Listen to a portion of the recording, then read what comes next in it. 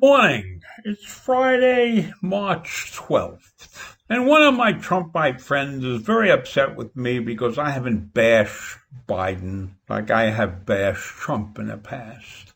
And he suggested I should talk about how poorly Biden is handling the immigration problem. There is no question that there is chaos at the border. So I'm telling him the way I see it, that Biden inherited a migration system in crisis. There's chaos at the border. The institutional capacity of the immigration courts and other parts of the bureaucracy cannot humanely manage the caseloads that have eroded under the Trump administration. Biden did not erode those caseloads. Trump's actions by closing the border, he made it perfectly clear that these people were not wanted. He changed the rules and he changed the quantities associated with asylum, with getting asylum. So these immigrants understand what's going on. They recognize the fact that they're not wanted or that Trump didn't want them, but they're stuck. They're stuck.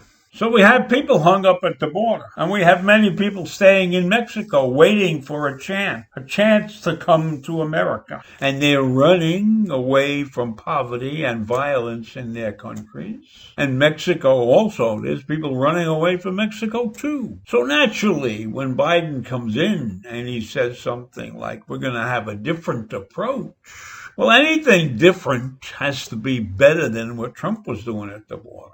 And so now we have an influx of people. And while you could say, well, Trump is out of office, it's not his fault. But yes, it is. It is his fault because he left his dirty laundry behind. He created this atmosphere that caused all these people to pile up at the border. He wanted to build a wall. His constituent, I can't blame him 100%. He's only doing what his constituents wanted. But if he had an ounce of feeling, he might say, you know, those people are wrong. We got to figure out a better way to do this. Instead, he campaigned on the wall. And he was good to his promise, was good to his word on the wall, except he couldn't raise the proper money.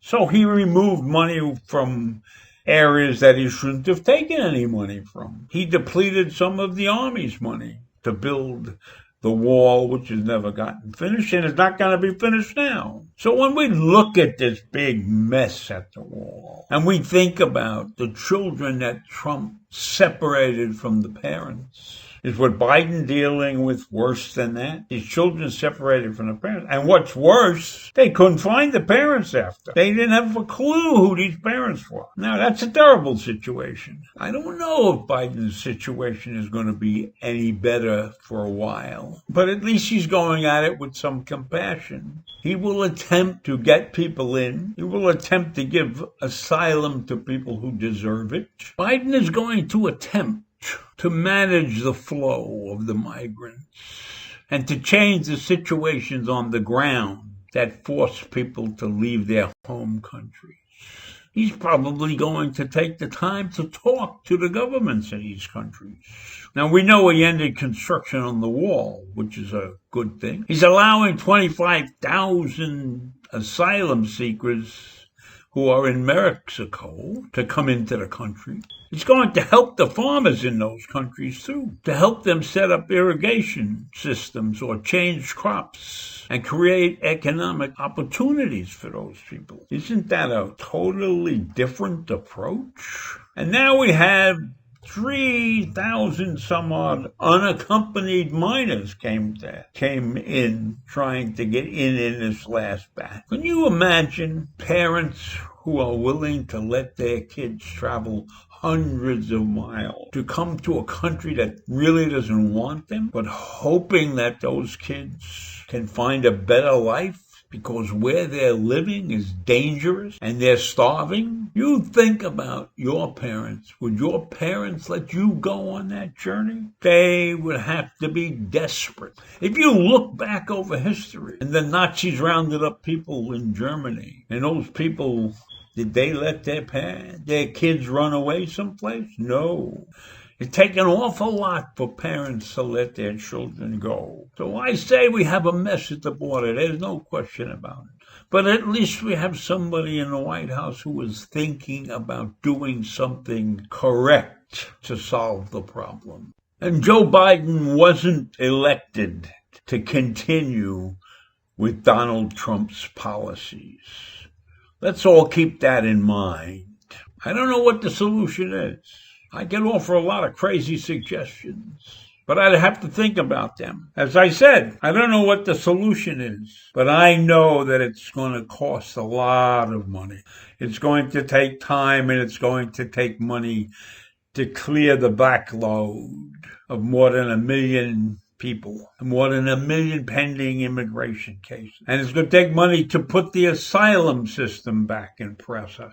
And of course, the pandemic is sitting there on top of this, which is making it more difficult to manage this problem. And it makes managing and containing these people much, much harder. His hands full. And he, on the first day in office, he presented a comprehensive immigration reform bill that will provide a path to citizenship for undocumented migrants. And he's promised to welcome more refugees and reunite the more than 500 children still missing their parents. So he's got a lot on his plate with this thing. But at least he's open and honest, and he says he's going to try and do this. And he's going to try and do this with a polarized Congress. And I think he's doing the right thing. Why shouldn't these people have a chance at a good life? And we need these people in this country. We need them because we're not producing enough offspring in this country to continue the growth rate that we would like to have. So that's my rant in favor of Biden's immigration policy. In favor of letting people into the country, in favor of perhaps talking these Central American countries into acting like civilized nations. I don't hold much hope for that. So there you have it. This one's for you and for my friend, and I'm sorry if I couldn't bash Biden appropriately. So he'll have to live with my Trump bashing, and hopefully we'll be able to remain friends through all of it. And so that's all I have to say right now, and I'll see you in the morning. Bye.